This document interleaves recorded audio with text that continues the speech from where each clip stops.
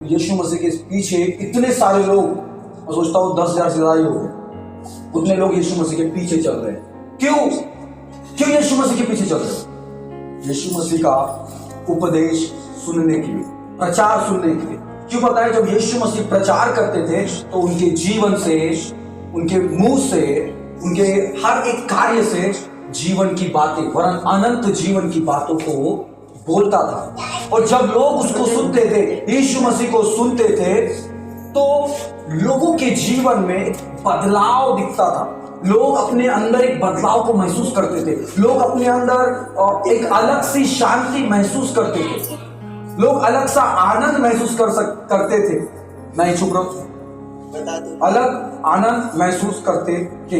इसलिए परमेश्वर के पीछे इतने सारे लोग, यीशु मसीह के पीछे इतने सारे लोग चलते थे। क्यों पता है? क्योंकि जैसी बातें यीशु मसीह करता था वैसा एक साधारण मनुष्य करता ही नहीं था। वहां के जितने गुरु थे, जितने स्वामी थे, वहां जहां यीशु मसीह रहते थे, वो उनसे विभिन्न बातें करता था और वो भी यीशु मसीह से सीखने के लिए आते थे।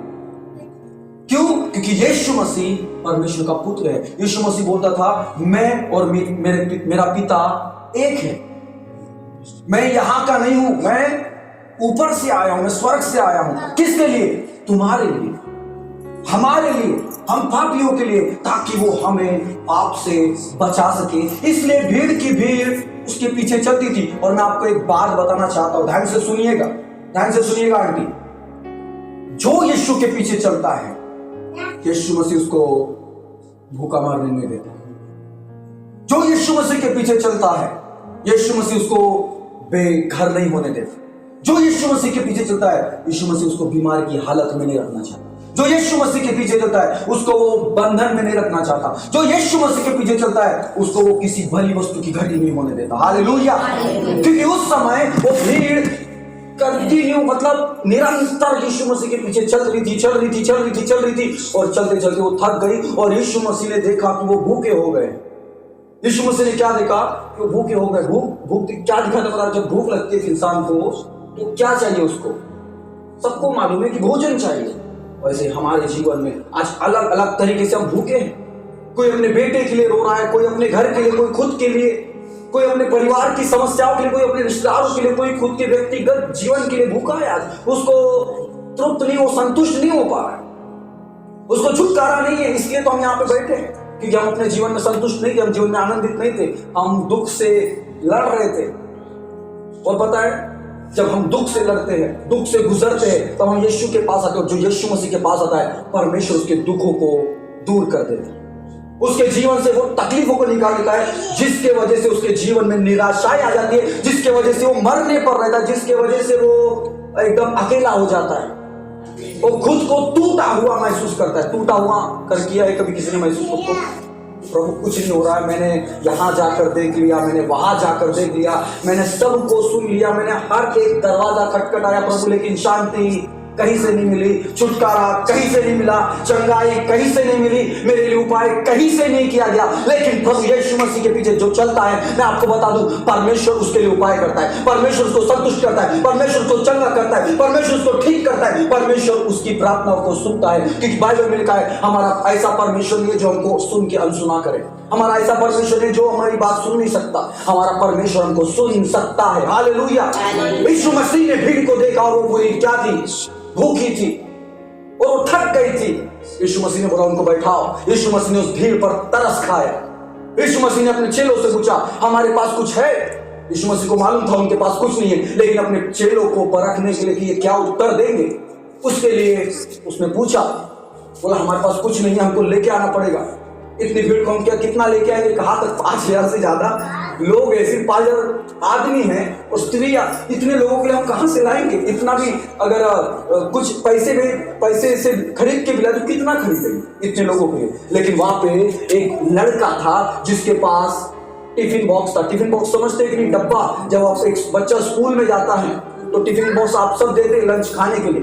तो एक बच्चा था वहां पे और बच्चे के पास टिफिन बॉक्स था। और वो बच्चा, सोचिए बच्चा, वो बोलता है कि मेरे पास है। यीशु मसीह के पास वो बच्चा अपना टिफिन लेकर आए। इसलिए प्रभु यीशु मसीह ने एक बात बोली, ध्यान से सुनिएगा, स्वर्ग का राज्य ऐसो ही का है। बालक के समान बनना पड़ेगा स्वर्ग के राज्य के लिए। आप एक आदमी के जैसे नहीं बन सकते, एक औरत के जैसे नहीं बन सकते, एक बुजुर्ग के जैसे नहीं बन सकते। आपको अगर स्वर्ग का राज्य परमेश्वर का चाहिए तो आपको एक बालक के समान बनना पड़ेगा। क्यों बताए? बालक एकदम मासूम होता है, बालक एकदम प्यारा होता है। जैसा बोलेंगे ना, प्यार से अगर बोल दो ठीक है, एकदम भोला। मेरे क्लास के बच्चे होते, मेरे स्कूल के, बैठ जाओ वहीं पे बैठ जाओ अगर बैठना है तो। हालेलुया। बच्चे और वो बोल रहे थे, मैं बोलता हूँ उनको कभी कभी मजाक में, टिफिन खा लूं, क्या लाए हो आज? खा लूं, मैं खा लूं सर, खा लूं। और दिल से नहीं, वो सच में बोलते खा लीजिए सर। वो इतने दिलदार है, छोटे बच्चे, खा लीजिए। प्रभु बोला स्वर्ग का राज्य ऐसे ही कर। पता है, एक बच्चा यीशु मसीह को दे देता है, लेकिन हम बड़े होने के बाद, इतनी समझ होने के बाद यीशु मसीह को नहीं दे पाते। बहुत सारी चीजें हम नहीं दे पाते। हम अपना जीवन नहीं दे पाते, हम अपने दशमांश को नहीं निकाल पाते। दशमांश मालूम है, 10वां हिस्सा वो नहीं निकाल पाते, भेंटों को नहीं निकाल पाते सही तरीके से। उसमें भी हमारा लालच छुपा होता है कि हम देंगे तो हमको कुछ मिल जाए। लेकिन उस बच्चे ने ये सोच के नहीं दिया कि कुछ मुझे मिल जाएगा, उसने बस ये सोच के दिया कि यीशु मसीह ने मांगा। उसने क्या सोच के दिया? हालेलुया। जिसके पीछे, यीशु मसीह के पीछे जो भीड़ चल रही थी, बस उस बच्चे ने इतना मालूम था कि मैं इतने दिन से इस यीशु मसीह के पीछे चल रहा हूं और इनके उपदेशक मुझे बहुत अच्छे लगते। शायद उसने ऐसा सोचा होगा। और यीशु मसीह ने बोला किसके पास कुछ है? तो उसने बोला ये मेरा टिफिन है। यीशु मसीह को उसने अपना एक लंच दे दिया। पता है, एक छोटे बच्चे के लिए उसका टिफिन बहुत बड़ी चीज होती है। आप स्कूल में गए? एक दिन मैं गया था, एक टिफिन बॉक्स में कब लंच की छुट्टी होगी, कब इंटरवल होगा, कब मैं खाऊंगा टिफिन को, एक वो अलग ही क्या बोलती इच्छा होती है उस बच्चे की। लेकिन उस बच्चे ने अपना टिफिन बॉक्स भी रख नहीं छोड़ा, उसको यीशु मसीह को दे दिया। हालेलुया। और उस टिफिन बॉक्स में जब उसने दिया तो उसमें क्या निकला, मैं पढ़ना चाहूंगा। देखिए यहाँ पे लिखा है, यहां एक लड़का है जिसके पास जौ की 5 रोटी और 2 मछलियां है, परंतु इतने लोगों के लिए वे क्या है? यीशु ने कहा लोगों को बैठा दो। कितना था उसमें? 5 रोटी 2 मछलियां। उस टिफिन बॉक्स में क्या था?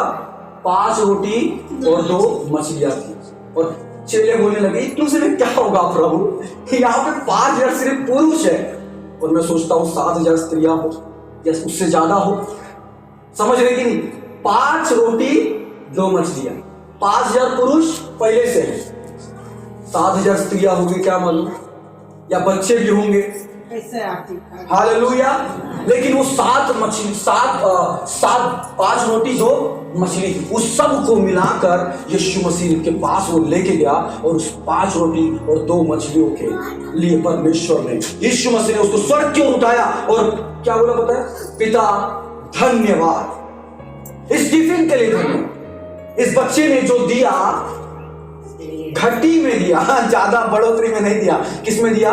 घटी में दिया। उसके लिए प्रभु धन्यवाद। और उसके बाद बाइबल में लिखा है यीशु मसीह बांटते गए और 5000 से भी ज्यादा लोग खाकर तृप्त हो गए। और उसके बाद बच भी गया। हालेलुया, बच भी गया।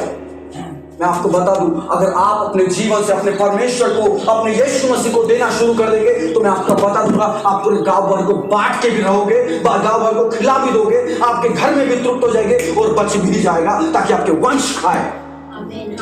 हालेलुया। आपके आने वाली पीढ़ी खाए। हमारा परमेश्वर ऐसा है। लेकिन परमेश्वर क्या चाहता है? देखता है। हालेलुया। उस छोटे से बालक ने दिया। क्यों? क्योंकि स्वर्ग का राज्य ऐसो ही का है। ऐसा बढ़ना पड़ेगा, ऐसा देना पड़ेगा यीशु मसीह को, तब जाके मैं बता दे रहा हूं आपके घर में घटी नहीं होगी, आपके जीवन में घटी नहीं होगी, दुख की घटी नहीं, चंगाई की घटी नहीं, हर एक प्रकार की संतुष्टि की घटी नहीं, आनंद की घटी नहीं, किसी भी प्रकार की घटी नहीं होगी। क्योंकि आप किसके पीछे चल रहे हैं? यीशु मसीह के पीछे। और यीशु मसीह को आप जो दे रहे हैं उसमें परमेश्वर 10 गुना, 20 गुना, 60 गुना, 70 गुना हालेलुया आशीष देगा। और दबा दबा कर, हिला हिला कर भी आप देखेंगे तो वो हिलता ही रहेगा, कभी घटी नहीं, कभी कुप्पी का दिल खत्म ही नहीं होगा।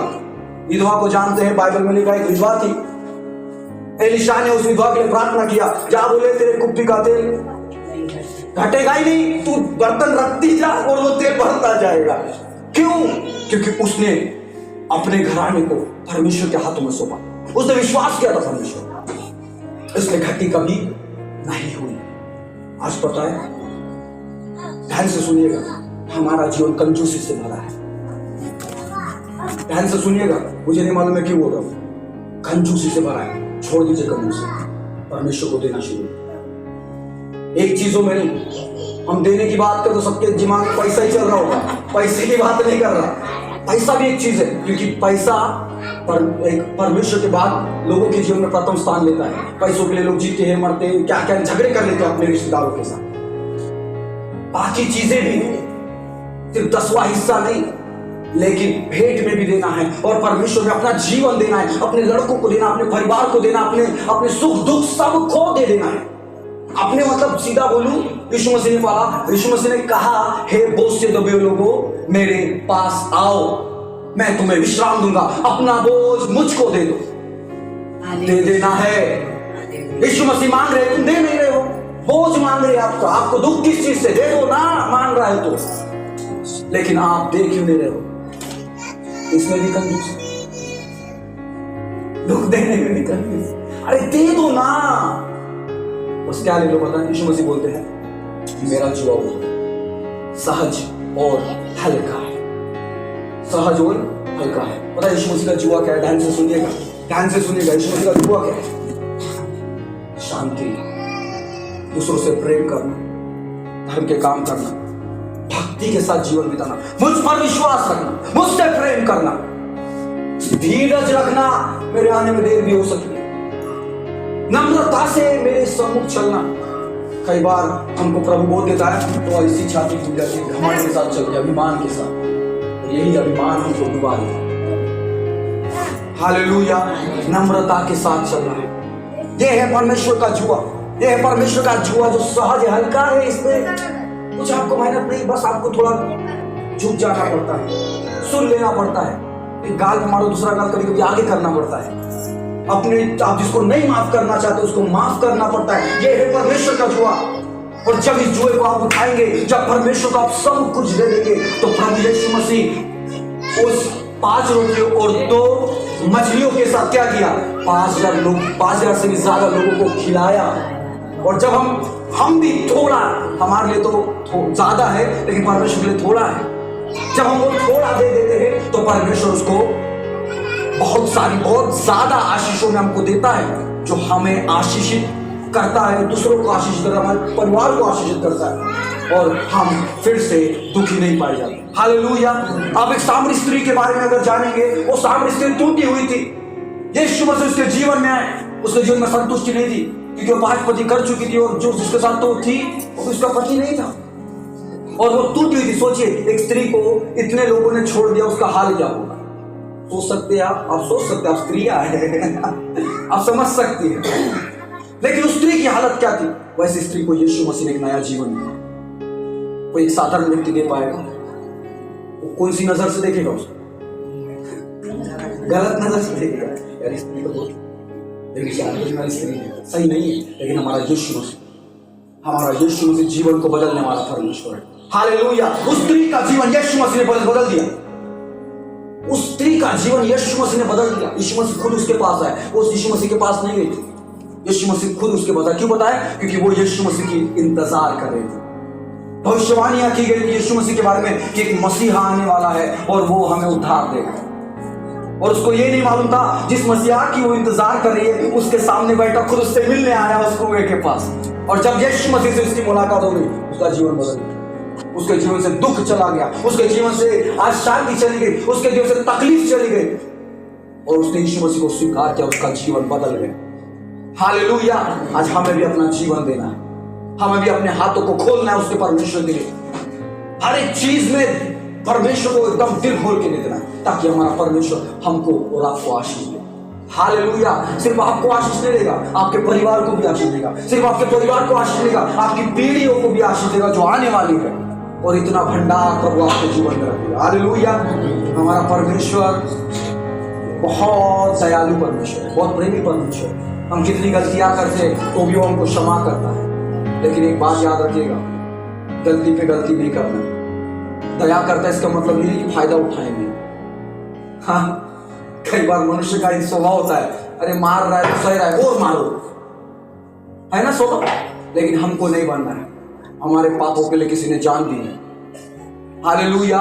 एक यीशु मसीह को दिया था परमेश्वर ने, और आज पर यीशु मसीह के द्वारा कई लोग यीशु मसीह के जैसे बन रहे हैं, यीशु मसीह के समानता में आ रहे। क्यों? क्योंकि परमेश्वर उनको बना रहा है। यीशु मसीह ने उनके लिए जीवन दिया ताकि मसीह हमारे अंदर जिए।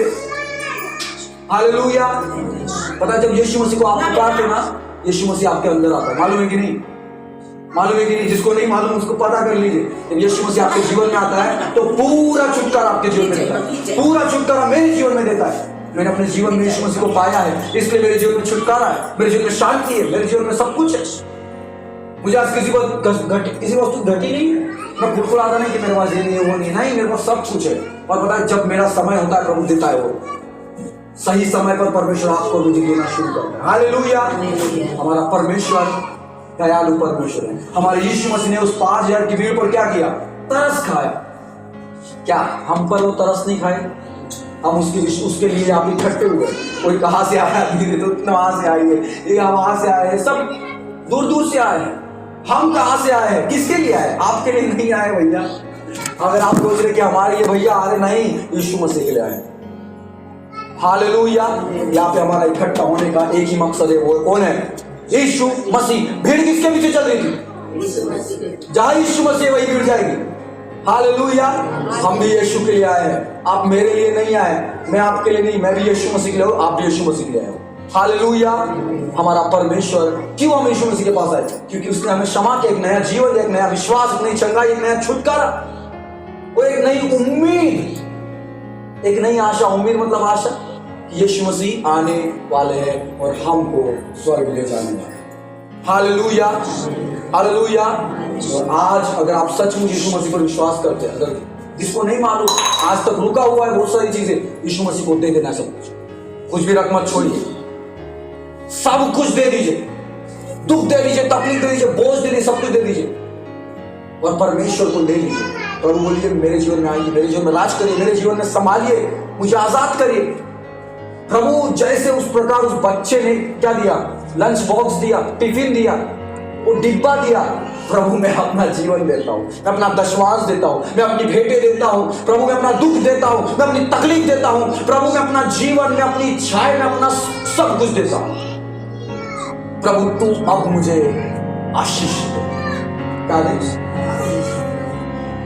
5 रोटी 2 मछली, 10,000 से भी लोग ज्यादा लोग खाने पाए, तो कितनी बड़ी आशीष है। आशीष नहीं, बड़ी आशीष, बहुत बड़ी आशीष है यार। यहाँ पे शादियों में 5,000 लोगों को खिलाने में हालत खराब हो जाती यार, बोले 2 लाख चले गए। वहां पे एक टिफिन बॉक्स के जरिए परमेश्वर 10,000 से ज्यादा लोगों को खिला रहा है। Hallelujah, hallelujah. हमारा परमेश्वर चमत्कार करने वाला परमेश्वर। आपने कभी देखा कि नहीं? मुझे आप देखा है ना आपने, ठीक है, प्रभु का धन्यवाद। लेकिन हमारा परमेश्वर सचमुच करते, कोई कहानियां नहीं है भैया। अगर आपको लग रहा है, सुनिए, आपको लग रहा है ये कहानियां है, कोई कहानी नहीं है, ये सच्चाई है। अगर आप यरूशलेम में जाएंगे, अभी भी वो पहाड़ है जहां पर यीशु मसीह, ध्यान से सुनिए, आंटी की बात नहीं करेंगे, रिकॉर्ड हो रहा है, बात कर रहे हैं आप, रिकॉर्ड हो रहा है, ये मैसेज रिकॉर्ड होता है, बाद में जाता है उधर, बाकी लोग भी सुनते हैं। तो आप बात करेंगे तो रिकॉर्ड खराब हो जाता है, हर बार ऐसे ही करते हैं आप। ध्यान से सुनिए, ध्यान से सुनिए, मैं आपको सिखा रहा हूँ कुछ। यीशु मसीह का अगर आप पहाड़ देखेंगे, जहाँ पे यीशु मसीह ने पहाड़ी उपदेश दिया है बाइबल में, वो पहाड़ आज तक उस पहाड़ पे आज चर्च बन चुका है। मालूम है आपको? यीशु मसीह की, आपको नहीं मालूम होगा लेकिन मैं इसलिए बता रहा हूँ ताकि आपको पता चल जाए। यीशु मसीह की कब्र आज भी खाली है। कब्र समझते कि नहीं? जहाँ पे यीशु मसीह की डेड बॉडी, मतलब शरीर को रखा था, वो आज भी खाली है। क्यों बताए? क्योंकि यीशु मसीह वहां से जीवित हुए शरीर के साथ, और आज भी जीवित है, इसलिए वो कब्र आज भी खाली है। हालेलुया। कब्र खाली है। आज संसार में कई चीजें, कोई कब्र खाली नहीं मिलेगी, मिलेगी क्या?